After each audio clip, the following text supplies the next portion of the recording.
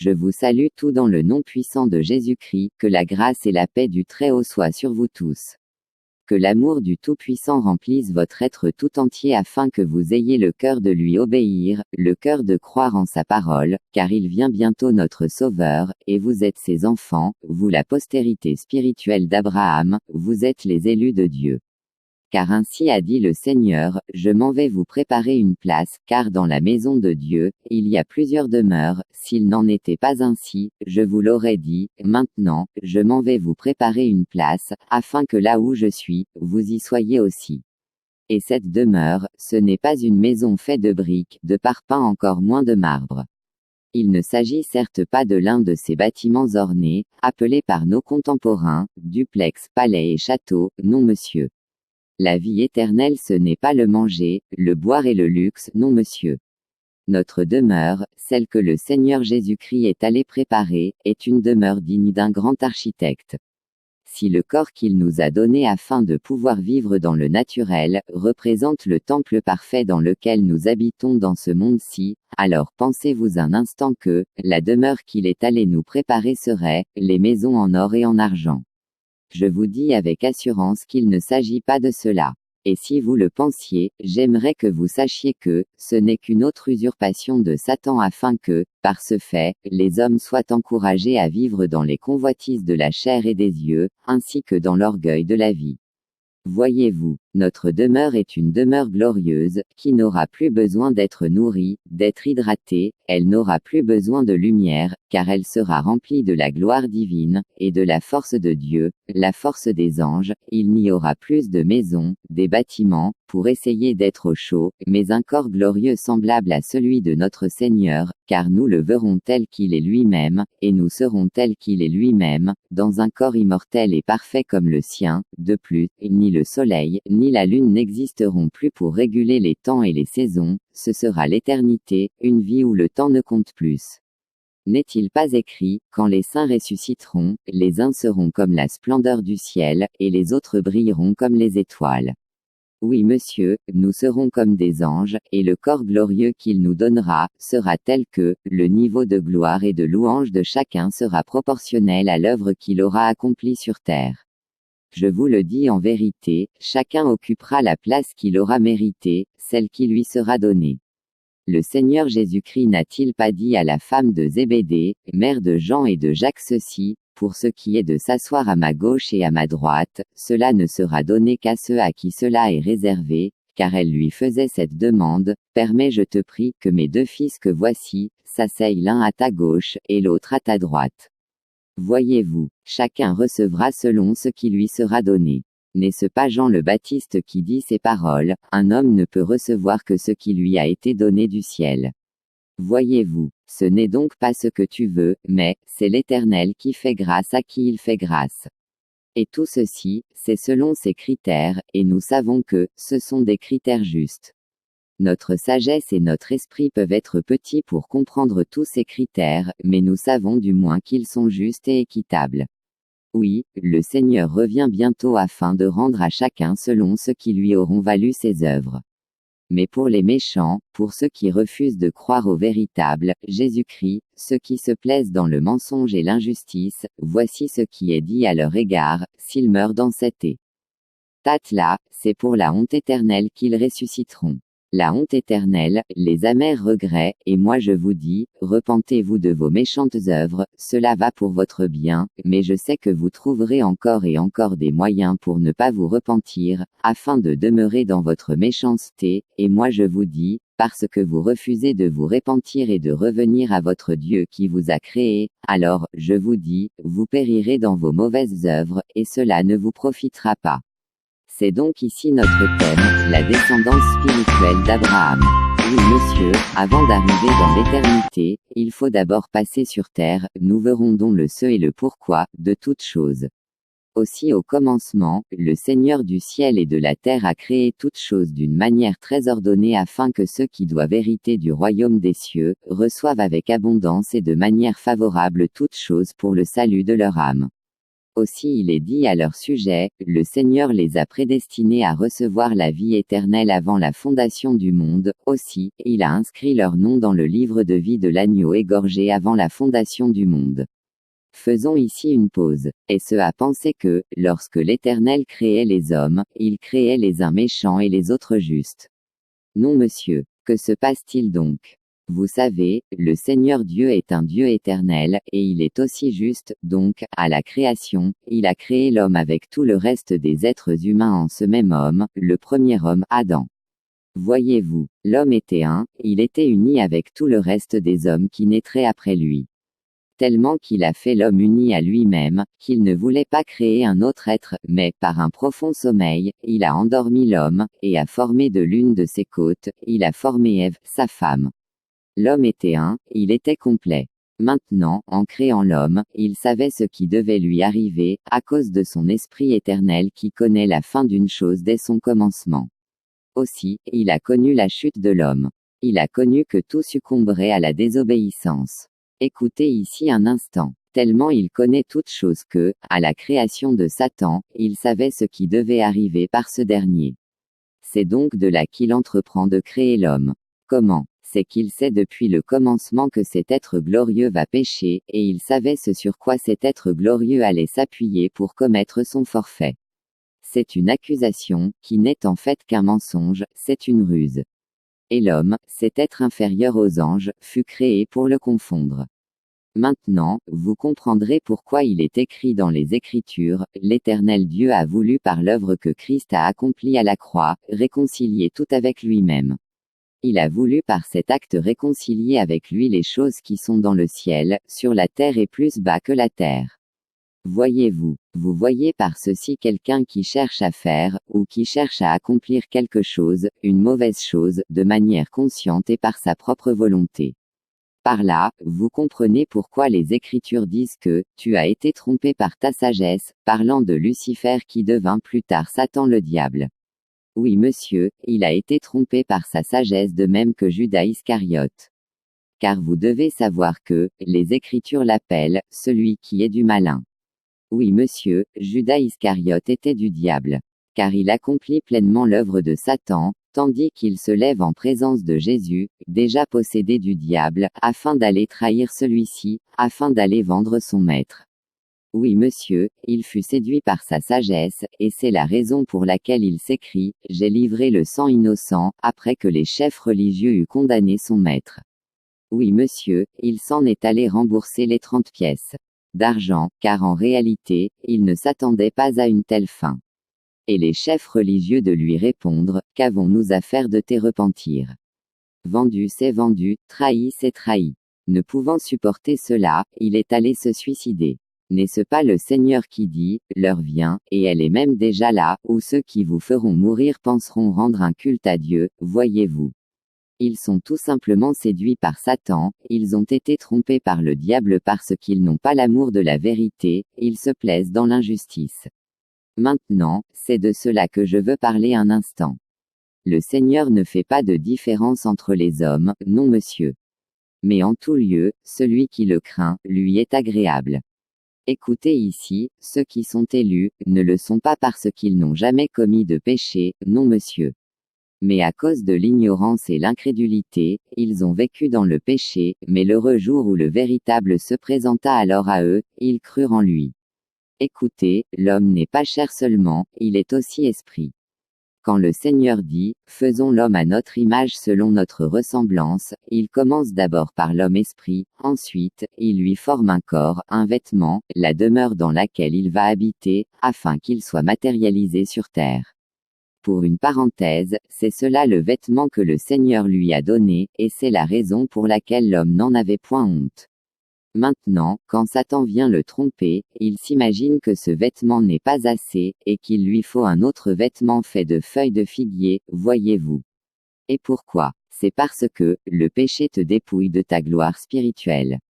Lequel des animaux a jamais cherché à couvrir avec un vêtement le corps que l'Éternel lui a donné? Aucun. Pourquoi? C'est afin que l'homme qui a péché soit à son tour confondu par l'animal. De même que Satan et ses démons, ainsi que ceux qui suivent Satan dans la même rébellion, sont confondus par les élus, eux qui ont accepté se soumettre à la volonté de Dieu afin de l'accomplir pour le salut de leur âme. N'est-ce pas le Seigneur qui dit à l'église de Laodicée, parce que tu penses que tu es riche, et parce que tu ne sais pas que tu es nu, pauvre, misérable et aveugle. Voici, je te conseille d'acheter chez moi de l'or éprouvé par le feu afin que tu deviennes riche, des vêtements blancs afin que tu sois vêtu, et un collier pour oindre tes yeux afin que tu vois. Voyez-vous, pensez-vous que, lorsqu'il parle de nudité il s'agit de la nudité physique? Non monsieur, et les vêtements blancs dont il parle, est-ce une belle chemise blanche ou encore un bel ensemble de couleur blanc? Je vous dis qu'il ne s'agit pas de cela. Ici, le Seigneur parle des belles œuvres inspirées par le Saint-Esprit qui revêt ton homme intérieur. Maintenant, ces pasteurs prophètes, évêques, apôtres de Satan et papes, qui viennent à vous en vêtements blancs, tout en reniant la vérité inspirée par l'Esprit Saint, pensez-vous que c'est de ce vêtement dont le Seigneur parle? Je vous dis, non monsieur. C'est aussi pour eux que le Seigneur Jésus-Christ a dit, « Malheur à vous scribes et pharisiens, car vous êtes semblables à des sépulcres blanchis, à l'extérieur, vous êtes très beaux, mais dès que l'on regarde à votre cœur, les odeurs qui en sortent sont semblables à celles d'un cadavre en putréfaction. » Voyez-vous, maintenant, revenons à notre enseignement. Est-ce que le Seigneur a destiné quelqu'un à être comme cela? Non monsieur, qu'est-ce qui s'est donc passé? Écoutez, au commencement, le Seigneur connaissait déjà la fin de toutes choses, aussi, il dit au Fils de l'homme, « Voici je mets devant toi le bien et le mal, mais, je te conseille le bien. » Pourquoi? C'est parce que le Seigneur s'identifie lui-même dans le bien, et ce qu'il y aura à la fin, c'est le bien-être. Non pas le mal. Et vous qui vous plaisez dans le mal là, pensez-vous que cela est sage de votre part? Repentez-vous de vos méfaits, en le faisant, vous paraîtrez plus sensé, car je vous le répète, ce qu'il y aura à la fin, c'est le bien et non pas le mal. Maintenant écoutez, l'Éternel Dieu n'a jamais dit à personne, toi là-bas, tu es déjà sauvé, et toi ici, tu es déjà condamné. Jamais il ne l'a fait. Mais il a toujours prophétisé en faveur de ceux qui choisissent de faire le bien, de marcher dans la vérité, afin qu'il soit manifeste qu'il connaît la fin de toutes choses dès son commencement, et aussi, afin qu'il soit avéré que c'est le bien qui triomphera. Il a donné cette prophétie par ses nombreux prophètes, et à plusieurs reprises en ces termes, quiconque mettra en Dieu sa confiance ne sera jamais confus. Confus dans la mesure où il n'aura pas à rougir au renouvellement de toutes choses, c'est là la fin. Car il est écrit, en ce jour, il y aura des pleurs, des grincements de dents et des amers regrets, pour ceux qui ont choisi servir la cause du mal. Maintenant, d'où vient-il aujourd'hui que les hommes tiennent ce langage, toi, tu es un bon, et là-bas, tu es un mauvais? D'où viennent ces propos sataniques? Quand le Seigneur Jésus-Christ dit lui-même, personne n'est bon, si ce n'est Dieu seul. Lui qui n'a point commis de péché, a refusé ce titre, mais vous aujourd'hui, c'est cela votre chanson. D'où viennent ces propos sataniques? Ça, c'est Satan qui aime à semer l'inimitié entre les hommes, et c'est aussi de lui que viennent les choses comme le tribalisme, le racisme et les dénominations, etc. Oui monsieur, c'est de lui que vient cette chose aujourd'hui qui est très utilisée par les politiciens, diviser pour mieux régner. Il a réussi à diviser les chrétiens, ou, ceux qui se réclament de la foi chrétienne, et maintenant, c'est lui qui règne dans tous ces temples dits chrétiens. Chacun s'efforce à faire ce qu'il peut faire pour avoir le plus de membres, ils font la sorcellerie pour attirer les hommes à eux, ils vont voir même les marabouts pour les maintenir dans les assemblées, incroyable. Et afin de rendre parfait leur égarement, ils enseignent et encouragent les hommes, leurs fidèles à avoir, non pas le Saint-Esprit de Dieu, mais plutôt ils cherchent à leur faire manger l'arbre de la connaissance du bien et du mal, afin que leur troisième œil s'ouvre. Quelle abomination! Sortez du milieu de mon peuple, dit le Seigneur. Et demandez à l'Éternel son Esprit Saint, et il vous le donnera parce qu'il aime tout homme. Revenons ici à notre message. La descendance spirituelle d'Abraham accomplit l'œuvre que Abraham a accomplie lui-même pour le salut de son âme, et non pas pour être un vain religieux. L'œuvre que l'Éternel a accomplie avant la fondation du monde est telle que, tout concourt pour le bien de ceux qu'il a connus d'avance. Comment? c'est qu'il savait dès avant la fondation du monde, qu'il y aura ceux qui suivront la sagesse et la philosophie de Satan tandis que d'autres ne la voudront pas. Lui, il connaissait cela. Mais nous ne le savons pas. Aussi il pouvait dire à ses disciples, vous les reconnaîtrez à leurs œuvres. Oui monsieur, et pourquoi c'est par les œuvres qu'il faudra les reconnaître. C'est parce que l'œuvre est la manifestation de la pensée. Le Seigneur n'a-t-il pas dit, c'est de l'abondance du cœur que la bouche parle. Et l'apôtre Paul n'appuie-t-il pas cela par ce verset, ne vous conformez pas au siècle présent, mais laissez-vous transformer par le renouvellement de l'intelligence. En fait, c'est que l'homme est mauvais depuis que le péché est entré dans le monde. Aussi le Seigneur dit, personne n'est bon. Et il s'inclut lui-même dedans parce qu'il était destiné à porter sur lui ce péché-là. Voyez-vous, le péché est condamné dans la chair, et nous devons marcher par l'esprit afin d'accomplir les desseins de Dieu. Et Paul dit, marchez par l'esprit, et vous n'accomplirez point les désirs de la chair, car la chair a des désirs contraires à ceux de l'esprit. Maintenant écoutez, ce n'est pas nos efforts, non, mais c'est l'Esprit de Dieu. Le Seigneur a connu ceux qui voudraient bien faire ce bien, mais à cause du péché, et de la faiblesse de leur chair, ils seraient incapables de le faire. Le sacrifice qu'ils apporteront à Dieu ne serait pas agréé, il fallut pour eux un sacrifice qui ôte les péchés, une rançon pour délivrer l'homme de l'esclavage du péché, un Esprit Saint pour rendre parfait l'œuvre que le racheté devra accomplir.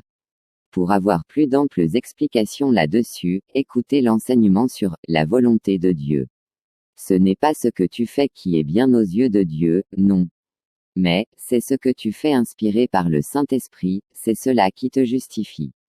C'est cela le vêtement blanc qu'il donne à ses élus. Maintenant, tandis que l'Éternel créait un tel et un tel autre, il voyait dans toute sa vie tout ce qu'il aura à faire et qui serait mauvais aux yeux de Dieu. Voyez-vous, il voyait tous nos péchés, toutes nos inventions, et toutes nos autres œuvres que nous appelons bonnes œuvres. Il voyait nos faiblesses et notre orgueil, il voyait toutes ces choses sans rien omettre. Aussi, pour chacun de nous, il a essayé toutes les possibilités qui pouvaient être afin de sauver notre âme, je dis bien, toutes les possibilités qui pouvaient être afin de sauver l'homme que nous sommes. Il a dû laisser l'homme marcher dans son élan, avec toutes les idées que l'homme peut avoir aujourd'hui, il l'a laissé avancer, mais, à sa limite, l'homme n'a point connu Dieu. Et c'est après cette tentative de l'homme que le processus du rachat de l'homme se met en place. Car il est écrit, parce que l'homme, dans toute sa sagesse, n'a point connu Dieu dans la sagesse de Dieu, il lui a plu de le sauver par la folie de l'Évangile. Oui monsieur, il te suffit seulement de croire en Jésus-Christ au travers du message que je t'annonce, ou qu'un autre enfant de Dieu t'annonce, et tu seras sauvé. Pensez-vous peut-être que le Seigneur est contre vos inventions et autres? Non, vous dis-je. Au contraire, c'est un moyen par lequel il a voulu que vous croyiez en lui. Comment? C'est qu'en voyant vous-même l'excellence avec laquelle vous faites toutes choses, que vous soyez un peu sensé, en reconnaissant que, c'est un grand Dieu qui nous a créés, oui monsieur. Quand vous défiez la gravité avec une si grande habileté, n'êtes-vous pas le produit d'une sagesse supérieure? Quand, par un smartphone, vous pouvez communiquer par vidéo avec une connaissance qui se trouve à l'autre bout de la planète, n'êtes-vous pas par là le produit d'un Dieu?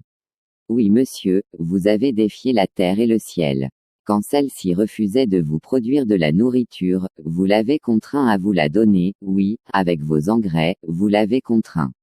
Et le ciel, quand il était nuageux et que vous vouliez le soleil, vous l'avez frustré en y injectant quelques particules chimiques, car vous vouliez le soleil. Par ce fait, n'êtes-vous pas le produit d'un Dieu créateur?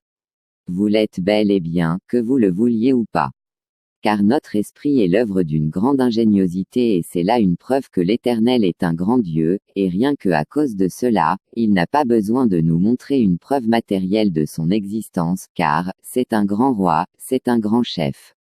Oui monsieur, Dieu c'est Dieu, et il est souverain et son trône est haut élevé, croire en lui, c'est la chose la plus sensée qui puisse être pour un être humain, croyons donc en lui, et mettons en pratique sa parole, si vraiment nous croyons en lui. Car lui, il nous aime. Maintenant, voyons ici quelque chose. Parce que l'homme, dans toute sa sagesse n'a pas connu Dieu, l'Éternel lui, est entré en scène, afin que par une petite touche de son doigt, qui est en fait une œuvre qui paraît être une folie, la folie de Dieu, qu'il vienne à sauver l'homme par cette œuvre-là. Oh les amis, ce seul petit doigt a traumatisé toute la création, en un point que les Écritures disent, même les anges y jettent toute leur attention, afin de comprendre cette sagesse infiniment variée du Très-Haut. Et nous, petits comme nous sommes, avec nos inventions et nos découvertes, comment comprendrons-nous une telle œuvre? Comment? Non, c'est impossible. Il faut croire un point un trait. Oui monsieur, il faut croire en Jésus-Christ, car c'est lui qui rend toutes choses possibles dans chaque vie qui croit en lui. Le Seigneur, c'est par lui que nous sommes sauvés, c'est par lui que nous avons la vie éternelle, car son vœu c'est que tout homme soit sauvé. Aussi, après son échec par rapport à l'œuvre qui lui fut accordée par le Très-Haut, à savoir, faire toutes choses de manière libre, démontrer à l'univers qu'il pouvait par ses propres moyens atteindre Dieu. Oui monsieur, l'occasion fut accordée à l'homme de le faire, et tous les moyens furent mis à sa disposition afin que rien ne soit un obstacle à cette mission. Mais, à cause du péché, il échoua lamentablement et passa très loin du but. Cet échec, il le doit à Satan le diable, oui monsieur, on l'appelle le vainqueur des nations, comprenez-vous. Il s'est réjoui à la vue de cet échec. Mais le Seigneur Dieu a eu pitié, et est venu le secourir avec son petit doigt, sa folie, la plus petite sagesse de Dieu, oui, il est venu le secourir avec elle, à cause de l'amour qu'il a pour l'homme, ces quelques personnes qu'il a connues, qui voulaient bien vivre, mais qui, à cause du péché devaient mourir. Aussi le Seigneur Jésus-Christ dit, « Pourquoi murmurez-vous contre moi ? Ne peut venir à moi que celui que le Père a attiré premièrement, et moi, je le ressusciterai au dernier jour. » Voyez-vous, n'est-ce pas l'apôtre Paul qui dit dans l'Épître aux Romains ceci? Nous savons, du reste, que toute chose concourt au bien de ceux qui aiment Dieu, de ceux qui sont appelés selon son dessein. Car ceux qu'il a connus d'avance, il les a aussi prédestinés à être semblables à l'image de son Fils, afin que son Fils fût le premier-né entre plusieurs frères. Et ceux qu'il a prédestinés, il les a aussi appelés, et ceux qu'il a appelés, il les a aussi justifiés, et ceux qu'il a justifiés, il les a aussi glorifiés. Que dirons-nous donc à l'égard de ces choses? Si Dieu est pour nous, qui sera contre nous? Romains 8. Voyez-vous cela? Maintenant, entre-temps, les hommes, ainsi que les anges ne savent rien là-dessus, non monsieur. Et pour l'attester, le Seigneur Jésus, un jour, fait une parabole à ses disciples afin qu'ils comprennent. Il leur proposa une autre parabole. Il en est du royaume des cieux comme d'un homme qui avait semé du bon grain dans son champ. Pendant que tout le monde dormait, son ennemi sema une mauvaise herbe au milieu du blé, puis s'en alla. Quand le blé eut poussé et produit des épis, on vit aussi paraître la mauvaise herbe. Les serviteurs du propriétaire de ce champ vinrent lui demander: Maître, n'est-ce pas du bon grain que tu as semé dans ton champ? D'où vient donc cette mauvaise herbe? Il leur répondit: C'est un ennemi qui a fait cela. Alors les serviteurs demandèrent: Veux-tu donc que nous arrachions cette mauvaise herbe? Non, répondit le maître, car en enlevant la mauvaise herbe, vous risqueriez d'arracher le blé en même temps. Laissez pousser les deux ensemble jusqu'à la moisson. À ce moment-là, je dirai au moissonneur, enlevez d'abord la mauvaise herbe et liez-la en botte pour la brûler, ensuite vous couperez le blé et vous le rentrez ici dans mon grenier. En voici l'interprétation. Celui qui sème la bonne semence, c'est le Fils de l'homme. Le champ, c'est le monde, la bonne semence, ce sont ceux qui font partie du royaume. La mauvaise herbe, ce sont ceux qui suivent le diable.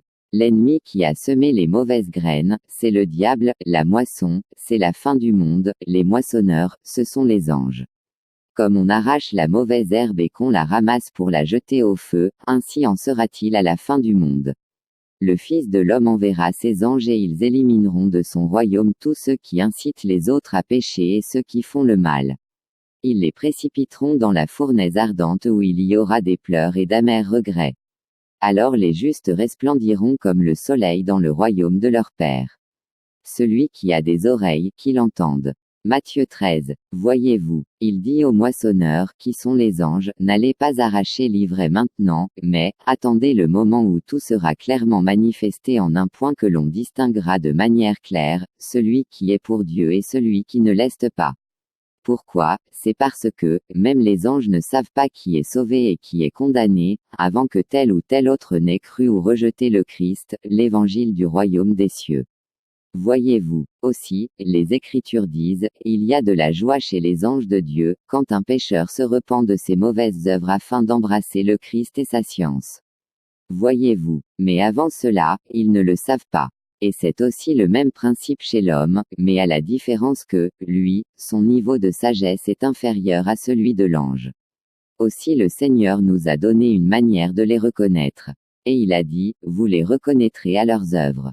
Voyez-vous, oui monsieur, c'est nos œuvres qui prouvent si oui, ou non, nous croyons en Jésus-Christ. Ce n'est pas nos paroles, non. Mais, nos œuvres, celles que nous faisons consciemment et volontairement. Maintenant, au temps des apôtres, Satan poussait les hommes à renier Jésus comme le Christ. Aussi, les apôtres mettaient en garde les chrétiens contre les Juifs qui ne reconnaissaient pas Jésus comme le Christ. Et il disait quiconque ne croit pas au Fils, il n'a pas non plus le Père, et le Père ne le connaît pas parce qu'il ne croit pas au Fils. Et ils ajoutaient quiconque pratique le mal, est né du diable, et celui qui pratique la justice, est né de Dieu. Entre-temps, les siècles sont passés et la ruse du diable s'est accrue. Les temples dits chrétiens ont poussé très vite, et comme un ingénieur du mal, il a su de manière subtile joindre paganisme et christianisme. De sorte qu'aujourd'hui, tout le monde a ce nom dans la bouche, tu peux être en train de fumer, de boire de l'alcool, ou toute autre dérive de ce genre, et le faire de manière consciente, tout en prononçant ce nom-là. Incroyable. Jésus, ce diable a conduit les hommes à profaner ce nom-là, et ce pour leur bien qu'ils le font. Non monsieur, car il est écrit, tu ne prendras point le nom de Dieu en vain. N'est-ce pas le Seigneur Jésus qui dit, j'ai fait connaître ton nom aux hommes que tu m'as donnés du milieu du monde. Jean 17. Oui monsieur, si nous profanons ce nom aujourd'hui, c'est l'œuvre de ce diable. Là où les anges craignent de marcher, l'homme y est allé faire ses besoins. Incroyable. Maintenant, priez avec moi ainsi, vous qui n'aimez pas cette vie et qui pensez que le Seigneur peut faire une chose pour vous. Seigneur, sois apaisé envers moi, j'ai fait honte à ton nom par ma mauvaise conduite, par mon péché dans lequel je me suis vautré, cette saleté de mon âme.